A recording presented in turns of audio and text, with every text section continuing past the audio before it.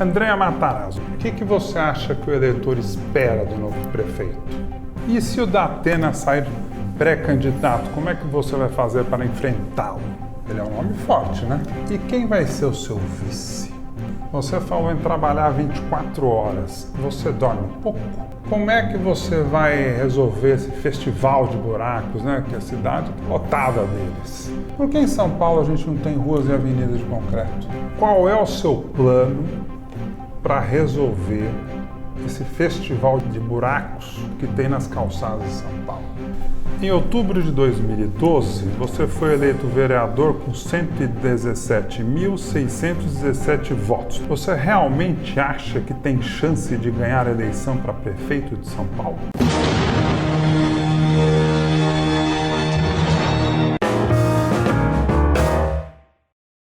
Antes de começar a minha entrevista com o pré-candidato à Prefeitura de São Paulo, Andréa Matarazzo, eu tenho um pedido muito especial. Inscreva-se no canal agora e ative o sino. Falta muito pouco para o Ping Pong com Bonfá chegar a 300 mil inscritos. Eu conto com você, hein? Em outubro de 2012, você foi eleito vereador com 117.617 votos, está correto? Está correto. Você realmente acha que tem chance de ganhar a eleição para prefeito de São Paulo? Tenho certeza, não acho. Eu já disputei essa eleição para vereador e fui vereador os 4 anos e tenho visto a forma como me acolhem nos lugares que eu vou. Estou andando desde 2016, desde que eu saí Eu nunca parei de andar, de visitar os bairros, as entidades, etc. Eu acho sim. Acho porque eu acredito que o eleitor, principalmente agora, depois dos sustos que tem tomado, vai levar em conta o conhecimento da cidade. Alguém que saiba que se você não tiver uma boa relação com a sociedade local, com o bairro, não vai conseguir fazer uma boa gestão. Isso aí será essencial e tem que conhecer a gestão pública. O que você acha que o eleitor espera do novo prefeito? Que resolva o eleitor. O cidadão paulistano... Já tem pesquisa sobre isso. Eu sei, ele tem preocupação enorme com segurança, tem uma preocupação muito grande com saúde, né? E mobilidade nem é a principal preocupação, mas dá para melhorar muito. Eu acho que essas preocupações, ele espera que você consiga resolver os problemas do dia a dia dele. Você pode vir falar com várias teses bonitas para o futuro, mas você tem que resolver o problema. A cidade está um queijo suíço. Quem fica no ônibus sabe disso. Não é só o desconforto de cair nos buracos, está levando o dobro do tempo porque os ônibus, o transporte não anda. A cidade está imunda, isso tem a ver com doenças, né? Você não encontra, com 15 bilhões da prefeitura em caixa, você não encontra remédio nos postos de saúde. Isso não tem cabimento. Então, você cai uma chuva, antes de chover os semáforos estão todos no amarelo piscante. Tem fim de semana que caem 600, 700 árvores na cidade, criando um caos. Isso não tem cabimento. O que eu falo? Se precisa o xerifão, precisa. Lei e ordem na cidade é importante, com uma visão social apurada. Porque... Você vai andar com roupa de xerife? Não, vou andar com a roupa vai andar que eu com sempre distintivo? andei, que é outra crítica que sempre fazem, né? Que eu ando de terno. Bom, muitas vezes ando mesmo, eu não fico me arrumando especificamente para o que eu estiver fazendo. A cidade tem tanto problema, você tem que ir no momento que você tem que ir, do jeito que você estiver. A gente estava falando agora há pouco do que a população espera do prefeito, né? E segundo uma pesquisa divulgada pelo IBOP, recente, encomendada pela organização não governamental Rede Nossa São Paulo, os paulistanos querem um prefeito que conheça bem os problemas da cidade, que tenha visão de futuro, que tenha experiência administrativa, que saiba trabalhar em equipe, que seja um bom trabalhador, que entenda de economia e finanças, que tenha pulso firme e que preserve os valores familiares. Ser novo na política ou seguir uma religião não são prioridades para os eleitores. É uma ilusão, é que nem fica discutindo essa coisa de direita e esquerda. Você acha que o buraco é de direita ou esquerda ou ele tem que ser tampado? O buraco só tem que tampar. Claro. Quando começa a debater muito, a cidade vira o que está. A mesma coisa os CDCs. Essa cidade tem 250 clubes da comunidade. São clubes com quadra, espaços, etc. Metade está na mão do crime organizado, outra metade na mão de algum apaniguado político que cobra para as pessoas, para os jovens usarem. Os teatros. O que estamos fazendo com os teatros da cidade? Sabe quantos teatros tem na periferia de São Paulo? Não. Pelo menos 50. Pelo menos 50. Teatros de 400 lugares, modernos, com o varal para iluminação e som de alta qualidade. Por que isso não tem programação todo dia para jovem, infanto-juvenil durante o dia, adulto à noite? Depois reclamam dos pancadões. Qual é a opção que o jovem de periferia tem hoje? Pancadão, que boa parte é organizado pelo crime organizado. Por quê? Onde você tem a omissão do Estado, o crime ocupa. Ou as pessoas acham alternativas. Então, eu sou contra Estado gordo, Estado fazer coisas e tal, mas, por exemplo, o que você vai privatizar? Esporte e cultura na periferia de São Paulo, você não tem alternativa que não o Estado ajudar, porque você tem que ocupar o jovem. Não, privatizar tem que tudo que der para, por exemplo, eu acho, na cultura, no esporte. Você entrando na prefeitura, o que você vai privatizar? Cultura e esporte são coisas que o Estado pode fazer a política pública, mas a execução pode ser feita com organizações sociais privadas, como é o caso da saúde. Dê um exemplo. Dou um exemplo. Na saúde, quando nós estávamos na prefeitura, o hospital do Mboimirim, nós construímos e contratamos a organização social do Albert Einstein para administrar. Ela que administra. Você vai voltar a fazer isso? Não, vamos fazer isso. Também na cultura e também Mas os hospitais você vai reforçar, vai aumentar, vai... Melhorar, claro, tem que melhorar. Eu tenho convicção que o problema é gerencial. E essas organizações sociais têm que ser fiscalizadas também. Não é porque é privada que você pode deixar solto. Você conhece bem isso. Tem que ter controle. Então tem coisas que esses teatros, por que você acha que vai conseguir? Eu vou fazer um concurso para um operador de iluminação do teatro, para o Teatro de Cidade Tiradentes. Ganha o concurso o cara que mora em Santo Amaro. Você acha que ele vai andar 60 quilômetros para ir trabalhar? Não vai. Então você tem as organizações sociais e pode aproveitar os funcionários públicos que estão aí, porque eu sou muito favorável a isso, porque são bons, também contrariamente ao que falam.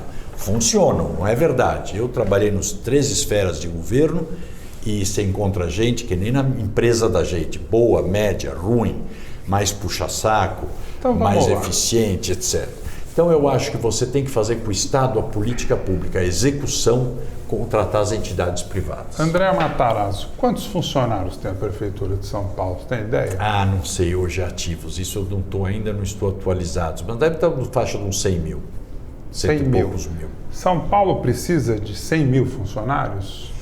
É muito? Não, eu acho que depende da qualidade, né, e de onde eles estão. O grande problema acho que não é a quantidade, é a distribuição deles, como é que está feito. Eles estão motivados, eles estão... Isso não, estão abandonados há muito tempo. Eu me lembro por que funcionava. Nós fizemos programas de qualificação, requalificação. Eles estão sendo cobrados, eles estão motivados, eles têm porque eles têm a estabilidade.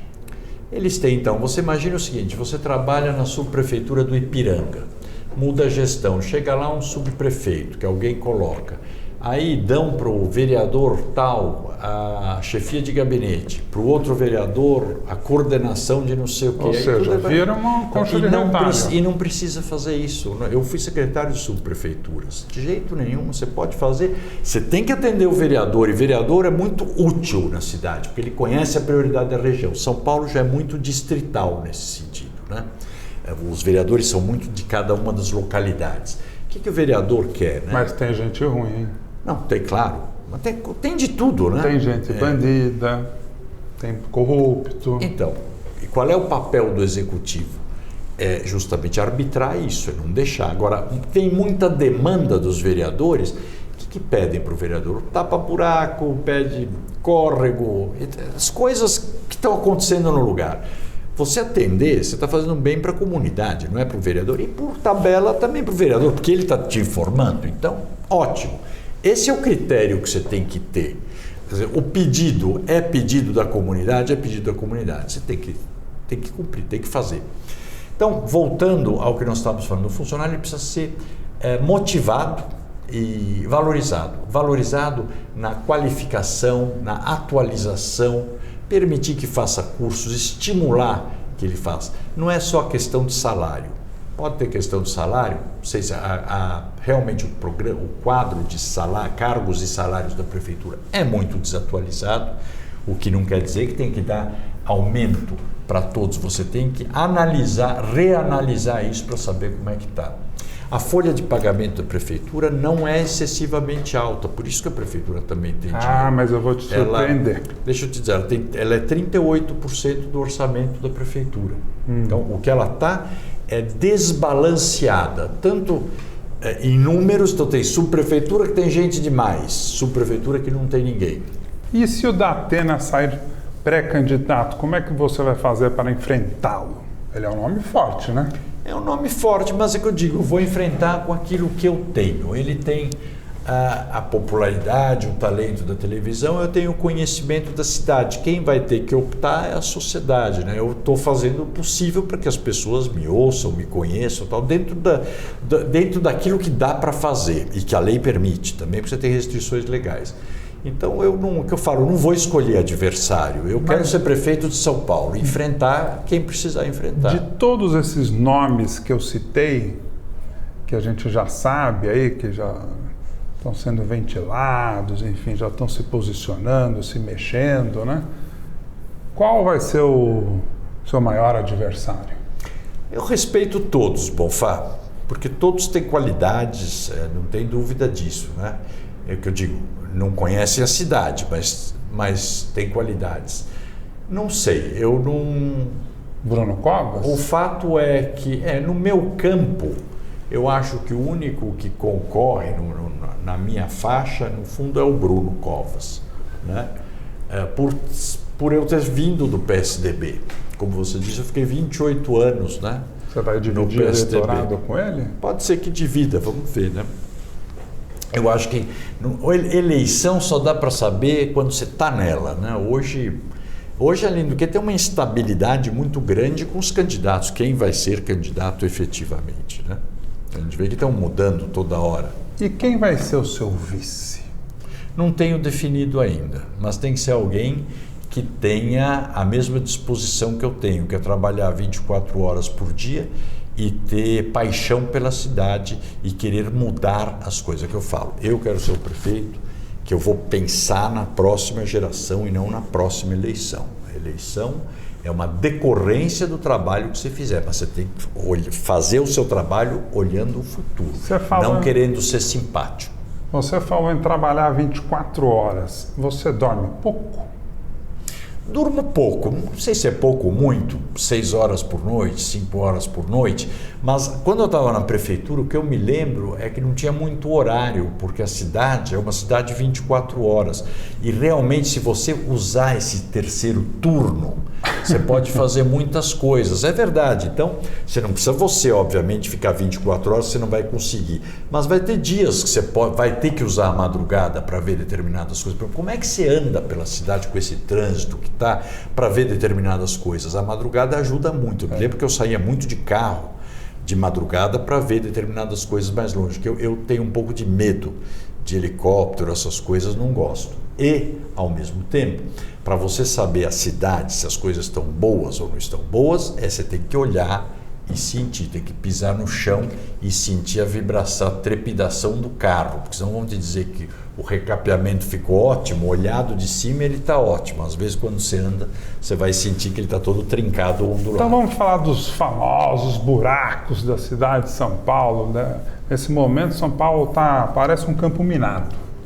Você sai de um buraco, cai no outro. Cai do buraco, cai no outro. E assim vai. Aí o carro quebra, enfim, você tem um acidente. São Paulo está, enfim, abandonado, né? Como é que você vai resolver esse festival de buracos, né? Que a cidade está lotada deles. A sensação que passa é que o asfalto é ruim, para não dizer vagabundo, que é o que as pessoas me falam, que ele é feito para durar pouco, para ter que fazer de novo, Então, para durar pouco, para ter que fazer de novo, para ter que durar pouco, para ter que fazer de novo, e assim é uma coisa viciada para não terminar nunca, é tipo uma obra que não acaba nunca, sabe? É feito de qualquer jeito, aí faz, aí acaba, aí tem uma chuva, o buraco aparece de novo, aí aparece um buraco do lado, e aí aí a rua vira uma concha de retalhos, né? Fica toda retalhada, cheia de ondinha. Você é mais novo que eu, mas você deve lembrar... Como Tenho 45. Muitos paulistanos lembram que a gente andava pela Marginal Pinheiros e tinha sempre umas dragas que tiravam resíduo de dentro do rio e colocavam na margem, né? Sim. Aí chovia, todo aquele resíduo voltava para dentro. É verdade. O tapa-buraco, a cidade de São Paulo, ela gera por dia em torno de 600 buracos, alguma coisa por aí. Quando chove, isso vai para 1.000, 900, 1.000. Você tem que tampar os que abrem, porque senão vai acumulando e vira isso que nós estamos vendo quando você está trabalhando aquém ou menos do que deveria estar trabalhando. E você disse uma coisa que é fatal. Se você não fizer uma auditoria na massa asfáltica que vão ter usando, é claro, hoje você olha no asfalto, ele nunca está no nível da rua. Ou ele é uma lombada no dia que coloca e 2 dias depois ele já virou de novo uma cratera e esfarela. Então você tem que fazer, eu me lembro que a gente usava muito uma empresa de gerenciamento para auditoria. Eu não usava o pessoal da prefeitura, tinha também o da prefeitura, mas alguém que é por amostragem, fazer se a massa estava dentro da especificação correta. Como recapeamento. Se você deixar na mão das empresas que são terceirizadas, elas vão fazer o recapeamento, elas sempre querem fazer o mais linear possível. Então você pega e fala, não, vamos asfaltar a Avenida Cantídio Sampaio, é uma das maiores de São Paulo. Ela vai lá no começo, vai tirando os carros do caminho e vai fazendo. Não é, você tem que recapear só trechos que precisem recapeamento. Isso é básico para você. Agora, claro, é mais chato fazer o trabalho assim para a empresa, só que para a prefeitura você não precisa recapear onde está em ordem. E é mais econômico. Então, essas coisas têm que ter muita fiscalização, muito critério. E aí onde os vereadores podem te ajudar, e o melhor fiscal de todos é a população. Porque ela te informa, hoje com rede social, Twitter, WhatsApp, Facebook, a população... Eu lidava muito, fazia isso muito com o Twitter. Era o começo do Twitter, quando eu estava na prefeitura. E é bacana porque a pessoa te informa, que ela nunca vai... Ela diz, o buraco em tal lugar. Puxa, e hoje é georreferenciado. O que nós temos que fazer? Botar a prefeitura também para o século XXI. Porque hoje você pode pegar no seu telefone, tirar a fotografia, tem georreferenciamento, mandar a foto diretamente para quem faz tapa-buraco da região. Quem faz tapa-buraco da região, no contrato com a prefeitura, deve estar dito o seguinte, tem X tempo para tampar um buraco quando você recebe uma fotografia. Se passou desse tempo, você tem uma multa. Você vai ver como tapa rapidinho. E tem que ter mais empresas fazendo tapa-buraco, né? Isso é um ponto. Recapeamento é uma outra coisa que você fazendo, olhando com a população, te facilita muito, mas é uma coisa que você tem que prestar atenção no seguinte, você já deve ter visto. Recapeou a rua, 5 dias depois quebra de novo porque vai arrumar uma concessionária de alguma coisa. Então, quando você vai fazer recapeamento, você tem que chamar as concessionárias, fazer isso de forma planejada. Você diz quando faz o recapeamento da rua inteira? De qualquer rua que você vai fazer. Olha, eu vou vou recapear tal rua. Normalmente você nunca faz menos do que 1 quilômetro, vamos dizer, ou uma rua. Eu tinha um órgão que chamava lá Convias. Ele entrava em contato com gás, dava o plano de recapeamento. Quem tivesse serviços a serem feitos, que fizesse antes de recapear. Depois tinha um prazo que não podia mexer na rua. Por quê? Quando, por exemplo, no caso do gás, quando você passa a máquina de fresar, ela trepida muito a rua. A Comgás ainda tem muitos encanamentos antigos, de quando ela começou. Isso trinca os tubos de gás. E você, depois que você fechou o serviço, é que você começa a perceber que está com vazamento, tem que abrir jogo. Então faz antes.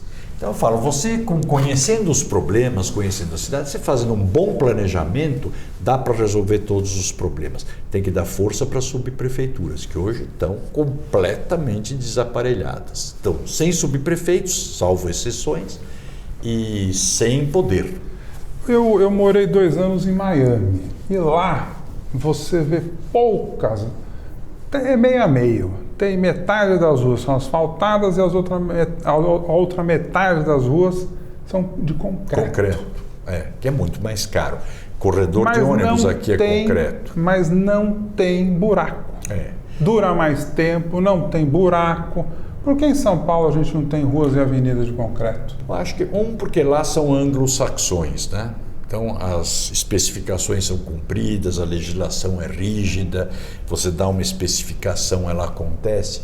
E aqui é tudo feito meia boca, se você não fiscalizar. Mas não está na hora de começar? Claro que está. Eu vim de empresa privada, então eu sou um grande defensor da livre iniciativa e tal. Mas eu sei também que o empresário, ele é feito, está no temperamento dele, vender o máximo possível pelo maior preço possível e gastar o mínimo possível. Esse é o papel dele. O papel do poder público é arbitrar isso. Falar, não. Você vai vender o quanto eu preciso, pelo preço bom para você, mas que seja possível para mim, né? E dentro das especificações que eu quero. Esse é o papel do poder público, esse é o papel que tem que ter a prefeitura, né? Não ter usina de asfalto, fazer as coisas, nada disso. É arbitrar e cobrar. E hoje o aplicativo pode servir para identificar lixo e mandar limpeza, para lâmpada queimada, para tapa-buraco, para recapeamento. Tudo isso você pode fazer com o melhor fiscal da cidade, que é o cidadão. Andréa Matarazzo, você costuma andar pelas calçadas de São Paulo? Bom, calçada era a minha obsessão quando eu estava na prefeitura. 34 mil quilômetros, criamos as rotas, chamadas rotas prioritárias ou rotas estratégicas. Mas com a Mara Gabrilli. Responde a minha pergunta. Ando muito? Não, ando muito. Você já caiu? Onde dá? Claro que já caí. Já torceu o pé? Já torci o pé, já abri o queixo. Tudo. Eu já torci o pé 7 vezes, os 2 pés andando nas ruas de São Paulo, nas calçadas de São Paulo. Qual é o seu plano para resolver esse festival de buracos que tem nas calçadas de São Paulo? Porque cada um faz a calçada que quer, não tem fiscalização, são milhões de calçadas. Eu vou te dizer. Por que a prefeitura não assume tudo e não faz padrão paulista? Eu fiz uma lei. A Paulista quem fez fui eu, aliás, né? A Avenida Paulista, nós fizemos na minha gestão. Já que fez na Paulista, por que não faz a cidade inteira? Nós criamos uma lei com o vereador Policy, né, chamadas calçadas estratégicas, rotas estratégicas, para justamente em alguns lugares a prefeitura poder fazer as calçadas. Eu, pessoalmente, quando vereador, fiz uma lei que também eu entendo que calçada é a via pública do pedestre. Isso. Então ela tem que ser tão valorizada quanto o corredor de ônibus, que é a via pública do ônibus, ou a via pública do carro, que é o carro. Então não tem por que dizer o cidadão é que faça a calçada. Não faz sentido. Bom, o poder público também não é que vai fazer uma maravilha, a gente sabe. Mas hoje... tem que fazer. Não, então, hoje do jeito que está, a gente já viu que não funciona. Por várias razões. Primeiro, é responsabilidade do dono da casa. Não tem padrão, não tem nada. Então você vai na Barata Ribeiro, que é uma rua inclinada, você vai ver que tem degraus enormes. Um faz escadinha, outro faz degrau, outro faz rampa. Então, porque o cara quer que o carro dele entre reto na casa dele. É ele que faz. Aí você vai ver outras calçadas, estão lá de mármore polido, que molha até cachorro cai. Um põe plantinha, outro põe... Então, calçada tem que ser abrasiva, concreto, de preferência concreto varrido. Né? E o que acontece também? Como a cidade só é legalizada, ela é regularizada só no centro expandido, é muito pouco regularizada fora. Então, você vai para o Grajaú, o cara lá não tem nem escritura da casa, por que ele vai... Como é que você vai multar ele que não fez calçada? Então é uma ficção, é um engano que eu gosto, né? Então, eu acho que isso tem que passar para a prefeitura e ela tem que se empenhar em fazer, principalmente chamadas rotas estratégicas. São aquelas que vão, tipo, do ponto de ônibus ao posto de saúde, do ponto de ônibus ao hospital, da escola para o posto de saúde. Mas só? Eu acho tímido não. Isso. Pode fazer todas. Não, mas isso aí já é uma enormidade. Já começa. Já é uma enormidade. Mas eu acho também, quando você vai fazer pavimentação de uma rua, já faz de testada a testada. Você conhece Paris, certamente. Então, você já deve ter visto que no Champs-Élysées, nas regiões até sofisticadas de Paris, a calçada é feita de asfalto. Não tem porquê, ela não precisa ser nada luxuoso. Calçada é uma coisa barata, ela tem que ser boa. A segunda causa... Tem que funcionar. Pode ter segunda buraco. causa de mortes no trânsito na cidade de São Paulo são calçadas. Então, uma das minhas prioridades é calçada. 1/3 dos trajetos da cidade são feitos a pé. E nós temos que valorizar o chamado comércio de bairro. E se você não tiver iluminação boa e calçada boa, o cara entra no carro, aí ele vai para o shopping e não deixa o dinheiro fomentando a economia local, gerando empregos nos bairros, que é o que a gente precisa para evitar desses deslocamentos absurdos que as pessoas fazem todos os dias. Tem gente que fica, boa parte da população, mais de 4 horas por dia no transporte público. Você está gostando da minha entrevista com o pré-candidato André Matarazzo? Não acabou! André Matarazzo, se você ganhar a eleição, o que é que você vai fazer para diminuir ou acabar com a Cracolândia? Nas prévias e na campanha de 2016, a sua relação com o João Dória foi péssima. Ele não vai subir no seu palanque este ano. Como é que está a sua relação com ele hoje? O senhor e o Paulo Scaff estiveram com o presidente Jair Bolsonaro aqui em São Paulo em fevereiro. O que vocês conversaram? Se o partido do presidente, o Aliança, não sair do papel, quem o Bolsonaro deve apoiar na eleição municipal de São Paulo? Por que você quer ser prefeito da cidade de São Paulo? Você se sente preparado para comandar uma cidade com mais de 12 milhões de moradores e milhares de problemas? Se você ganhar a eleição municipal, você quer voltar a ser o xerifão da cidade de São Paulo?